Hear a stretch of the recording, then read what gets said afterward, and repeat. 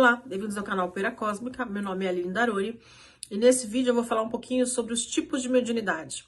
Então eu já trouxe algumas informações sobre o assunto, mas agora eu vou trazer os tipos, aquilo talvez que você se identifica, que você acha que você tem mais facilidade e vai talvez elucidar um pouquinho sobre mediunidade. Veja, a mediunidade é algo inerente ao ser humano e eu sinceramente acredito que ela vai evoluindo com o tempo, ela evolui junto com a evolução humana. Acredito também que quanto mais nós estivermos envoltos em conhecimento, em amplitude de consciência, para esse novo mundo de regeneração que nós estamos nos caminhando, mais natural vai ser esse nosso contato, esse nosso acesso ao mundo invisível. Não vai ser uma coisa tão fantasiosa, tão mística como hoje a gente trata. Vai ser uma coisa cada vez mais natural. E eu entendo que a nossa mediunidade, ela é natural. Então, quando a gente fala de mediunidade e tipos de mediunidade, que vai ser o assunto desse vídeo, a gente tem que entender que é uma característica, tá desbotando em você ou em determinado médium. Mas não é limitante. A gente pode sempre estar evoluindo e explorando grandes capacidades mediúnicas. Entendo também que é como se fosse um músculo.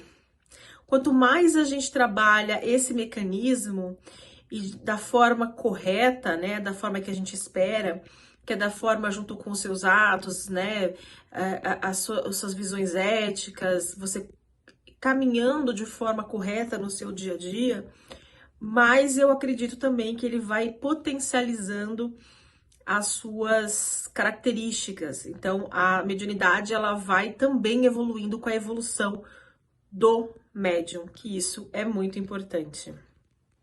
Então, gente, a mediunidade, ela é fluídica também, nós temos, como repito, nós temos umas características que vêm com a gente tem mais facilidade de A ou B, mas ela pode sempre evoluir. Outra coisa muito importante falar da mediunidade, antes de entrar especificamente nos tipos, é que erra aquela pessoa que acha que todo médium é super evoluído e que o médium é acima da linha das pessoas ou da evolução. Não, gente, não tem nada a ver. Eu já falei isso no vídeo anterior, mas é importante reforçar. Quem é médium não tem nada a ver com evolução, tá? Você pode ser médium, ter um nível evolutivo do padrão desse planeta e tudo mais, pode estar um pouquinho atrasado, não tem nada a ver. Muito pelo contrário, na verdade, a mediunidade hoje ainda é vista como uma oportunidade para pessoas que falharam muito com o coletivo no passado. Então, é dado esse mecanismo para que ela, de forma exponencial, consiga ajudar maior número de pessoas também.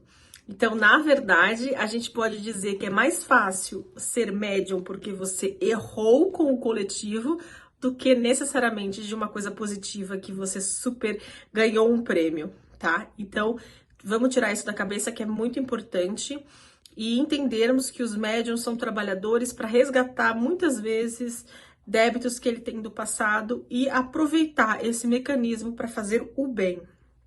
Então vamos entrar por tipos de mediunidade.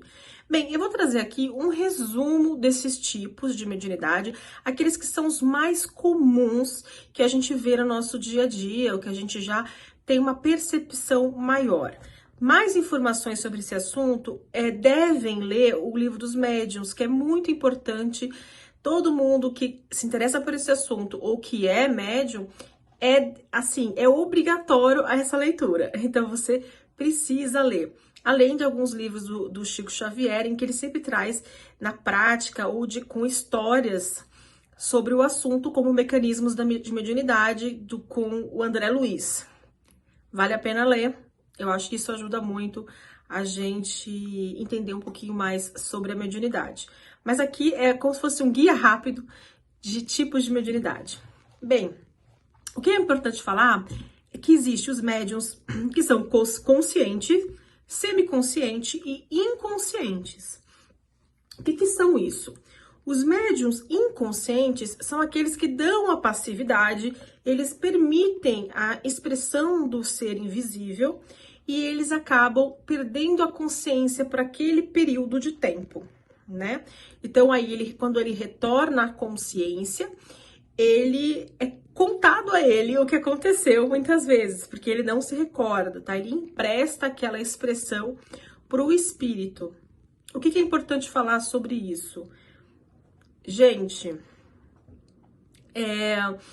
esse tipo de mediunidade era muito mais comum antigamente. Hoje em dia é mais raro de se ver, tá? Então, mesmo que você empreste a sua consciência ali naquele momento, não existe o seu espírito sair e o outro entrar, tá? Isso não existe. É a influência mesmo que se desliga um campo, abre outro e que permite que aquele espírito se manifeste. Então, a pessoa continua ali, aquele corpo é vinculado àquele espírito, então não é uma substituição, tá? Mas é que a consciência não fica ali 100%, não fica ali, né? Então ele tem um apagão, digamos assim.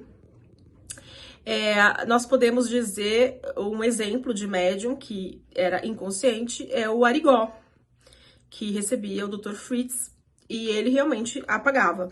Acho até mesmo pro tipo de mediunidade, tipo de trabalho que ele fazia, ele precisava mesmo apagar ali a consciência, porque senão ele poderia ter influência anímica, ou seja, ele mesmo não permitir algumas coisas que o Dr. Fritz fosse fazer, porque iria assustá-lo, já que ele não era médico ou não tinha entendimento daquilo que estava acontecendo, tá?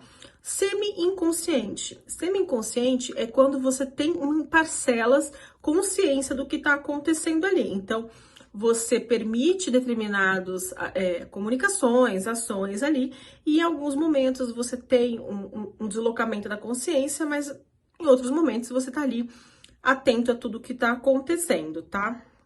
Uma das pessoas que eu já ouvi falar que Chico Xavier, ele tinha uma semiconsciência em alguns trabalhos dele. Apesar que Chico Xavier é assim, sine qua non, não tem como falar dele, porque eu acho que ele tinha todo tipo de mediunidade e todos os tipos de consciências. Então, acaba ficando meio não tão certo colocar ele como exemplo, mas é isso. Então, a semiconsciência, a pessoa, ela tem em alguns momentos consciência, em outros momentos ela empresta a consciência, ela dá uma apagadinha para ter uma maior expressão do espírito, ter menos influência anímica do médium e por aí vai. E tem aqueles que são conscientes, ou seja, a todo momento o médium está presente ali, conscientemente do que está acontecendo, né? Então ele acompanha bastante o que vai acontecer de comunicação. O que é importante falar, e até por experiência própria, ser consciente é muito importante, porque eu acho que a gente amadurece bastante com espíritos, né? Que estão junto conosco. Mas, ao mesmo tempo, tem maior influência anímica. Quanto mais nossa consciência está desperta, mais influência anímica nós temos dentro das comunicações. Mas isso é algo que nós temos que trabalhar e evoluir junto com a nossa mediunidade e o plano espiritual. Bem, dito isso, nós também temos os médiums que a gente pode classificar os médicos que são inspirados e os médiums que são mecânicos. O que eu estou querendo dizer com isso?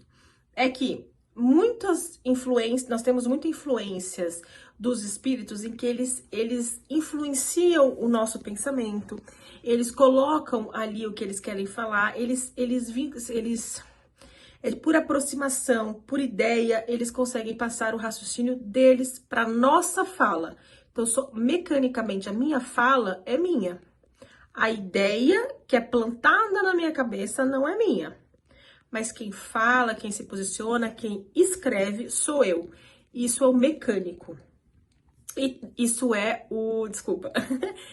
Esse é o intuitivo, né? Você vai sentindo o que está acontecendo. É o inspirado.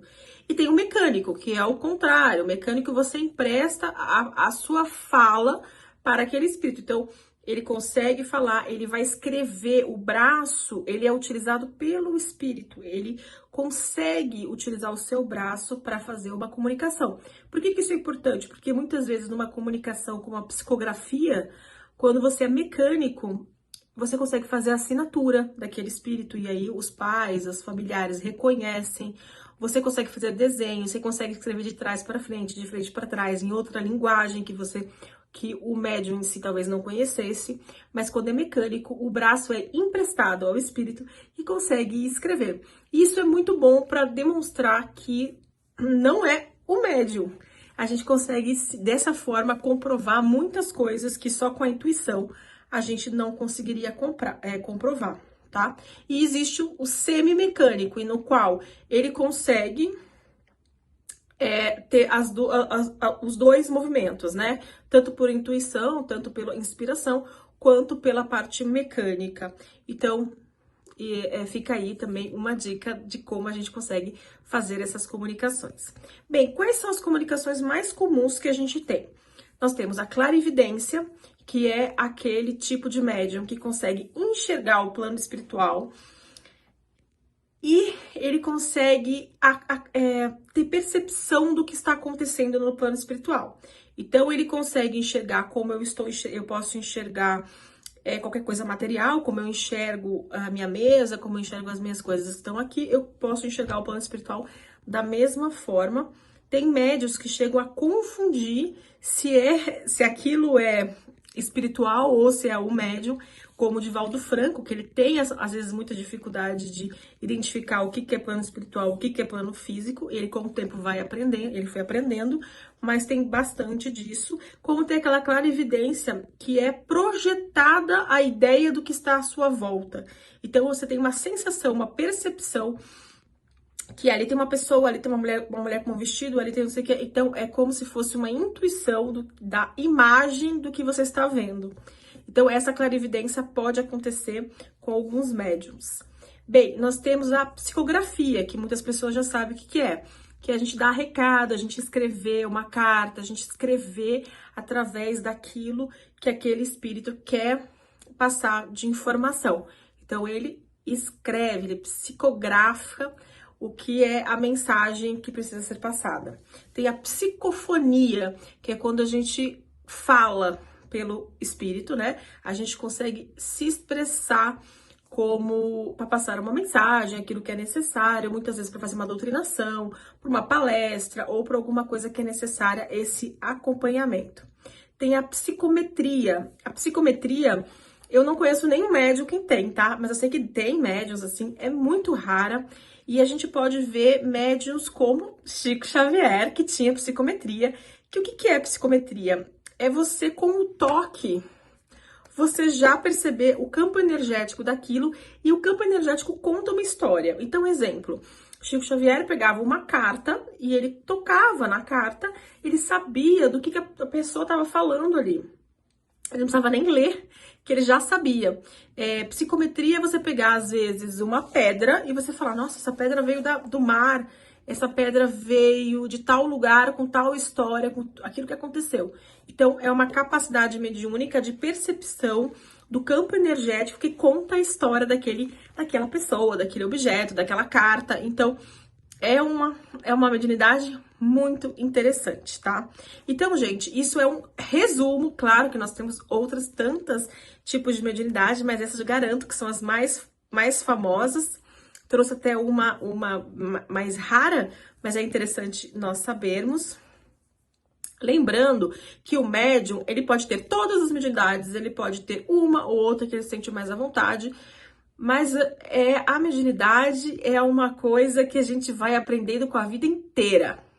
Ela sempre vai nos surpreender, e quanto mais a gente age de forma correta e preparamos esse mecanismo da forma mais positiva possível, mais ela consegue se desenvolver para o melhor.